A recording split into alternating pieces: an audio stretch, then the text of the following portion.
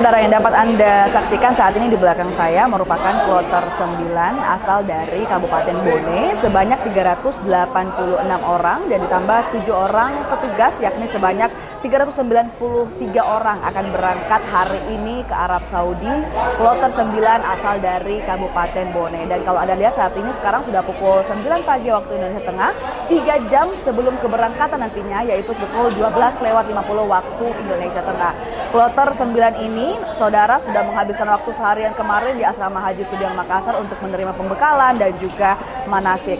Untuk nantinya kloter 10 yang masuk kemarin pukul 17:00 waktu Indonesia Tengah juga akan berangkat hari ini pukul 16:40 waktu Indonesia Tengah. Untuk jemaah calon haji kloter 10 ini berasal dari Sulawesi Barat sebanyak 386 orang. Sedangkan yang rencananya akan masuk hari ini di Asrama Haji Sudiang Makassar, yakni kloter 11 yang rencananya akan masuk pada pukul 20:00 atau pukul 8 malam. Seluruhnya berasal dari Sulawesi Barat sebanyak 386 orang.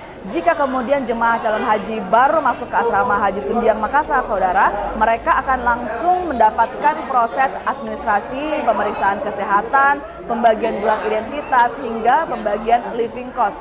Dan juga ini termasuk semuanya dalam layanan one stop service di bawah satu ruangan, di bawah satu atap, sehingga mampu mengefisienkan waktu yang sebelumnya bisa memakan waktu sampai 4 jam, namun mampu diefisienkan menjadi hanya 2 jam, mengingat juga bahwa para jemaah calon haji ini didominasi oleh lansia, saudara. Selain itu, sebagai informasi tambahan, hingga pelepasan kloter 8 kemarin, total jumlah jemaah yang telah diberangkatkan ke Arab Saudi yakni sebanyak 3.137 orang dari total 15.856 jumlah total jemaah dari 8 provinsi yang akan diterbangkan melalui Bandara Internasional Sultan Hasanuddin Makassar. Linda Wirawan, Aris Tirtana, Kompas TV Makassar, Sulawesi Selatan.